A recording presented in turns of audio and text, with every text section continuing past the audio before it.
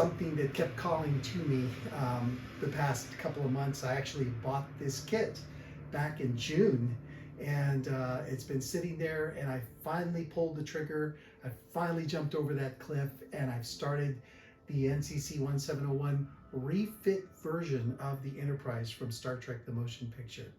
So these videos are not going to be how-to videos. There's plenty of them out there. There's some great people who have these videos. Sprueverse, TrekWorks. There's just a lot of different YouTube videos out there that you can watch on how-tos. So this is going to be my updates on my journey, and hopefully I might talk about something or show you something that maybe you didn't see in the previous videos, and you'll pick up on that. And I definitely appreciate you sharing your comments and advice as we do this build. Now, I am planning to paint this with Aztec painting and using masks from Mask Designs. And I am also going to light up this model. I'm not going to buy a lighting kit. I'm going to do my own lighting, and we will go through that journey together in the next few months on this channel. So first things first, let me tell you what I've already done so you can see, and then we'll go to the bench and show you a few more things that I can show you a little more close up. First thing I did is I started on this beautiful top half of the saucer. When you get this model, the saucer is very shiny, it's very polished, and that's beautiful to look at, but it's not good for the primer paint. You want that primer paint to stick onto the plastic so that when you do your masking, your Aztec masking, and you pull off those masks, the primer paint doesn't come off. So the first thing I did, well, before that step, the first thing I did is I washed this in warm water and dishwashing soap, and I made sure to get all the oils and factory chemicals off this plastic. The next thing I did is I went ahead and I got some steel wool, grade 000 steel wool, this stuff right here, and I'll put a link for this on in the description. But you get the steel wool, and then you just kind of rub the wool against the plastic, and what that does, you know, it's going to take away that shininess and add some micro abrasions onto the plastic to allow your primer to actually stick onto the plastic, and that's very important when you're working with Aztec masking. The next thing I did is I went ahead and I started on the inside. So on the inside, if you're going to light this up, there's a wall of plastic that surrounds the inside and cuts off the light from the windows on the outside. So what you want to do is you need to get a tool and you need to drill out parts of the plastic here, and that's what I did. I took my Dremel tool, I drilled out the thruster lighting here and here and here and here, and then I also went ahead and I drilled out all the areas where the windows are going to be, and of course I drilled off or cut out the areas where the navigational lights are going to be on the sides and on the front. Okay. Next thing I went ahead and did after doing that is I went ahead and installed and cement glued all the windows all around the top saucer section. So those are nice and glued, plastic on plastic. There's no painting done yet because definitely want the plastic to bond together so we have a good strong bond all around. There are some gaps between each section on some pieces of this, so you will have to use some putty, and for that I took some advice from TrekWorks, and I used some of this perfect plastic putty. It goes on really good, and it helps you preserve the sensor bands all around the saucer section. So I definitely recommend this stuff. I'll put a link in the description of this video. Once I did that, the next thing I did is I cut off all the raised plastic on the top here. And the reason I did that, let me get a little closer here. The reason I did that is because I purchased an aftermarket bridge that's a little higher, so I can shine the spotlight onto the NCC 1701, just like in the movie Star Trek The Motion Picture. Still waiting on that piece to come in from HDA Model Works, but you got to take that raised plastic off that came with the kit. And then I also shaved off all the phaser banks on this top, because in the movie there is no raised square around the phaser banks. So we're gonna do some fader banks without those squares to be a little bit more accurate, okay? So that's where we're at on the top part of the saucer. There's some prep work that you have to do on this model if you want to get it done just right, and you're gonna light it up. All right, so let's go to the bench now, and I'll show you a few more things that I've done. And so I'll see you in a few seconds on the bench. Okay, my friends, we are back at the bench here.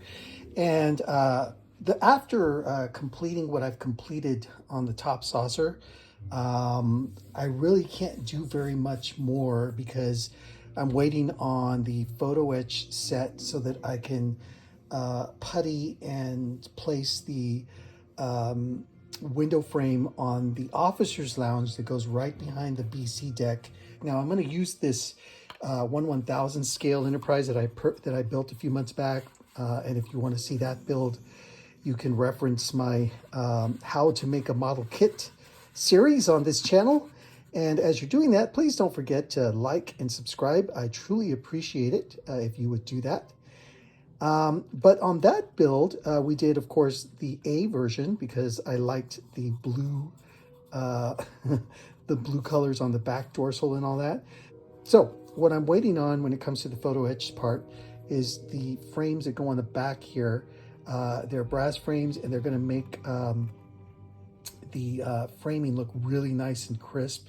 And once I put that on, I'll be ready to add the primer paint onto this, and then I'll put a base coat on top of that. So to let you know what we're going to do on that, we're going to use a flat gray primer, this Rust-Oleum flat gray primer. It bonds to plastic, metal, wood, and wire. And more. So we're using this, and you can pick this up at any hardware store, at Walmart. You can even buy it on Amazon. I'll put a link for this on the description below. And then I'm going to cover that with this flat white primer, Rust-Oleum, to keep the brand the same. And so you'll have a gray primer underneath, and then a white primer over that. And then on the inside of the saucer, in order to light block everything, I'm going to spray that with this flat black primer that bonds to plastic as well, from Rust-Oleum. And then I'm going to cover this black on the inside with the white again. And so that's going to help keep the light from coming through all the plastic. So while I'm waiting for the photo etch piece to come in and the aftermarket bridge and some other pieces I'm waiting on, I went ahead and decided to work on the officer's lounge. And that's what you're seeing here. I got this screenshot off of a video from TrekWorks that he did a few years back. And basically I used the same colors that he used, the orange seats, some of the white for the walls, and of course the brown for the foliage. And I went ahead and did that on this particular officer's lounge. I'm still waiting on my foliage to come in, so I haven't put that in yet. But once that comes in, I'll go ahead and install that, and then I'll go ahead and put the decals on the back. As you can see in the picture, the decals that come for this with the kit are in the very back. And what we're going to do is we're going to light up the back, and it'll light up the decals and give it a really, really, really nice effect. So let me just show you what I'm talking about. So this is just a thing. So you can see that I didn't paint the plastic. I covered that plastic right in the back there with just with regular mass painter's tape, and then painted everything, and then took the painter's tape off. And once there's lighting back there, and it'll light up the decals in the back of that. Now there's some great aftermarket decals that you can put back there. I'm just going to use the ones from the ship that show the warp nacelles being projected onto the back there. So I'm really happy with this, the way this came out. I think it looks really, really cool. Something else that I did go ahead and order that I'm going to use are these shimmering lacquer-based airbrush painting sets are paints that come from McKinsey Sports or Taxidermy. This one is actually shimmering green. This is shimmering red, and this is shimmering gold. I've got a few others coming in, shimmering blue, I believe, and the lacquer thinner as well. And I'll be using that for the Aztec paints. I also used this flat white testers to kind of touch up the white on this officer's lounge with a brush. And I kind of mixed and matched some testers colors to get the brown and to get the orange. I think it was yellow and red for the orange, and then red and green for the brown. And I just eyed it and mixed and matched it, and it came out like that. So at this point, the next thing I want to show you that I've done is we worked a little bit on the secondary hull and the pylons for this model, and I'm going to show you why. And I'm kind of doing everything I can while I'm waiting for the photo etch set to come in and the aftermarket pieces to come in. But here are the pieces for the secondary hull and the pylons. And you can see the difference in scale. Wow, this is a huge difference in scale when it comes to comparing this to the 1/1000 Enterprise. I mean, look at that. Look at these pylons. They're huge, huge. Just compared to the 1/1000 scale Enterprise. But don't knock it. I love my 1/1000 scale Enterprise. All right, so I just want to point out a couple of things so that you can be aware of that. You're going to have to test fit everything. If you get this kit, totally recommend pull out the main pieces, and before you put anything or glue anything together, get some masking tape out, put the pieces together like they should be. These are really easy to put together. There's, notches inside of them that you can just line up and clip together, and then put some masking tape over this and measure it out the way it should be measured out, and connect it to make sure you don't see any gaps and things like that. The reason I'm saying is if you don't do that, what's going to happen is this particular model, specifically, it's well known in the modeling world, there are some gaps that show up right at the base of the pylons, right here and right here. The way the model comes, the gaps show up very, very prominently in these two areas. And the reason for that is these notches here on the inside of the top of the secondary hull and the side of the secondary hull, they need to be shaved down. So yeah, they're very prominent, and so you have to shave them back. Now, as you can see, I left them in the same shape that they came, but I used my this tool right here, the clipping tool, and I went in and I just gently and carefully clipped little sections at a time off this area here on the top, and this area here on the bottom, and even this area here on the very top. So 1, 2, all around. I just clipped it back, and then I'd smooth it out with a sanding tool that I have here, that I've purchased as well. And you can buy these on Amazon. They're really good to work with models, and they come in sets. So I totally recommend sanding tools. They really help, to get to those places that you need to get to sand down. It doesn't have to be perfectly sanded down. You just want to get some of the pieces off of there. But you do the same thing for this side, and you do the same thing for the top here. You can see this. I left the L shape as much as possible here on these two, but I did sand them back and cut them off as I needed to.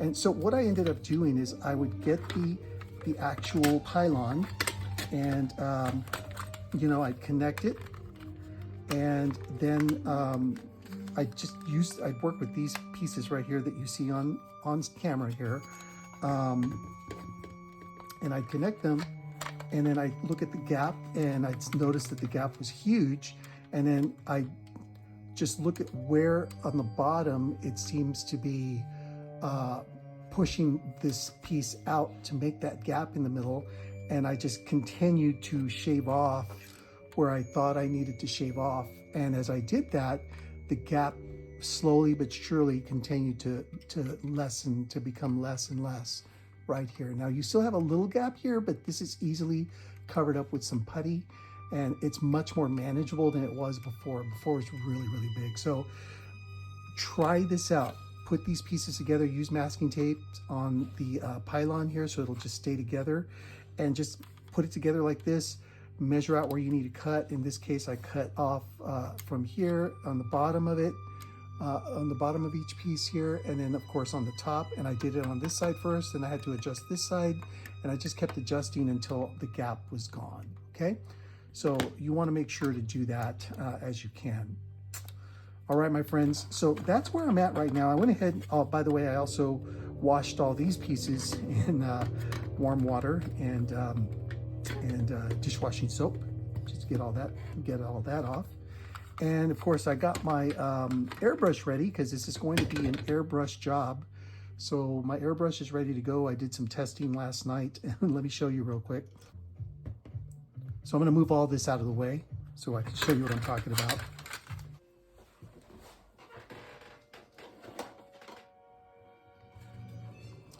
So I had these two paints left over. Oops, this is the wrong one. Here it is. I had this pearl white Creatix pearlized paint and this pearl silver paint left over. These are the paints I used on my 1000 refit A. But for the actual the patterns, for the Aztec patterns, I actually mixed these two colors together to give me a slightly more silver look on those patterns there, to distinguish them from the Tamiya pearl white that I sprayed onto this. So I went ahead and took these colors last night, and I just wanted to make sure that my airbrush was working right. And I got this Playmates toy that had been purchased years and years ago. My kids were playing with it. The sensor, it's just a wreck. But you know, they play with it because it lights up. Captain, engineering reports ready for launch. Isn't that cool? You press it again.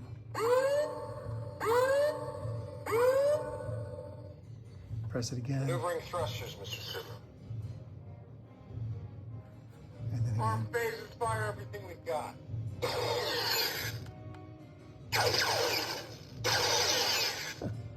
It's really cool the way they made this this little toy. My kids were playing with it for years, and then I got it back. So I ended up testing the airbrush on this ship right here. I did some airbrushing.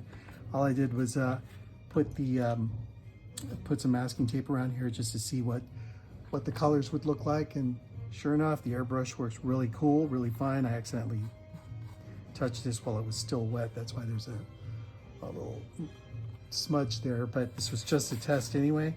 But I'm real happy with the way this looks, and I'm looking forward to getting that to the Aztec masking portion of the refit build. And so when I do get to that portion, we will be using the shimmering colors from the taxidermy place. I'll leave a link in the description below if you're interested in getting those.